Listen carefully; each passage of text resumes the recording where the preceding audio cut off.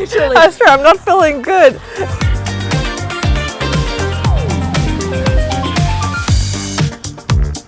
Hi, I'm TJ from Vietnam, I'm Clotilde from France. and we're here today for our final episode of K-UNESCO Adventures in Gyeongju City. Today we're going to see how people from the past used to observe the stars, but we'll also meet some symbols from Shilla dynasty. And you can actually see that tower there behind us, right? That is Cheomseongdae, the ancient people's observatory. Cheomseongdae is the oldest surviving observatory in Asia, probably in the world. It was built in the 7th century. Wow, Yeah. so let's go check it out. Let's go!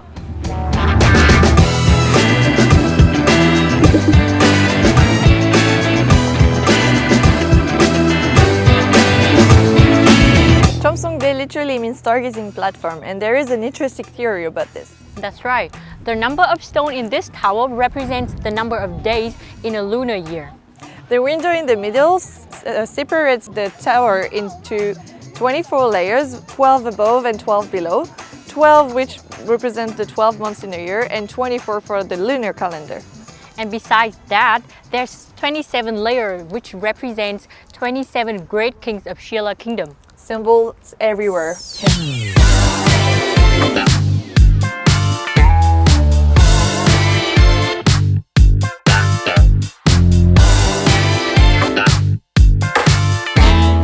Wow, Cheomseongdae is really impressive, and it's also a really nice park where people come here to enjoy their free time.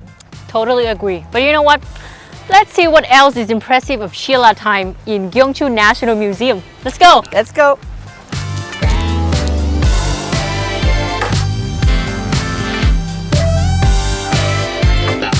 So here we are at Gyeongju National Museum. The museum is part of the Gyeongju City National Heritage, and Shilla people actually gave birth to this museum.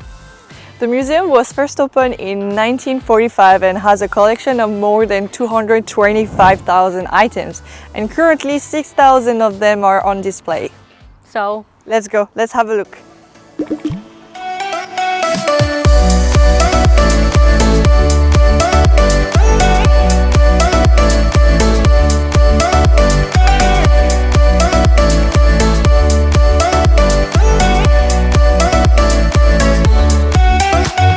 unlike many other museums, this museum, Gyeongju National Museum, actually have an outdoor exhibition, and we're right near it. The Bell of King Songdok actually is one of the very important exhibition here. The sound of the bell of the King Songdok is said to have been heard in all corners of Sorabor. Oh, we get a note. Magic. Okay, so the bell of King Songdok has another name, a mill bell. Some people say it is because it sounds like a child crying. Wow. So there is a legend connected with this name. Can you guess the legend? A child crying. And his name is Emil. Oh, is it related to like... No, it's not. So the legend is, Maybe. every time the bell rings, a child will cry. Genius.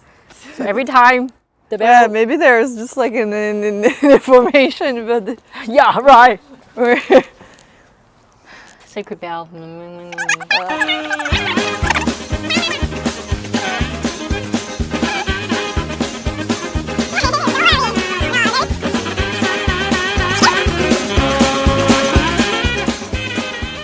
I guess we're not getting the cookie.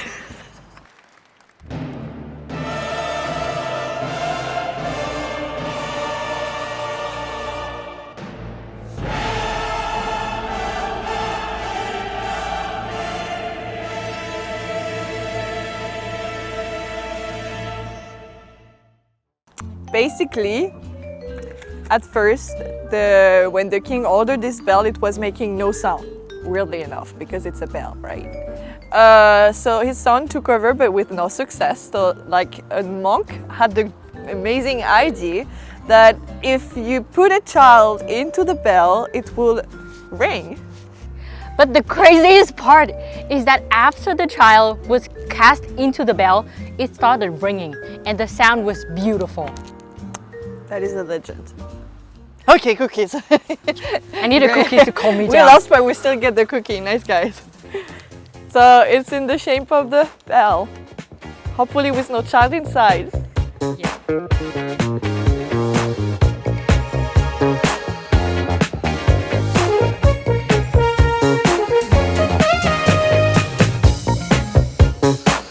So now we're approaching one of the most important pieces of the collection in this museum, the Sheila smile. Exactly. Let's take a look. So what do you see? I see a smiling face, right? So this is actually a piece of a roof and tile from the 7th century, and it represents the smiling, delicate face of a woman. And it is said to repel bad spirits at the time, but now it's one of the most important symbols of the ancient dynasty Sheila, one of the biggest dynasty of all times.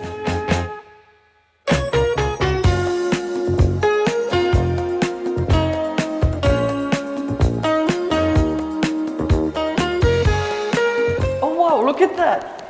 Wow, It's that's huge. the gold crown. So this is the real one. Yeah, it's not the Oh replica. my God. Yeah. So well preserved. Yeah. There's also the gold belt. So this brings us to the end of Sheila's time. I learned so much about Chile's ancient capital, Sorabo. Well, our trip is over, but this is just the beginning of K-UNESCO adventures. So stay tuned and follow us for more. Exactly. See you soon. See ya!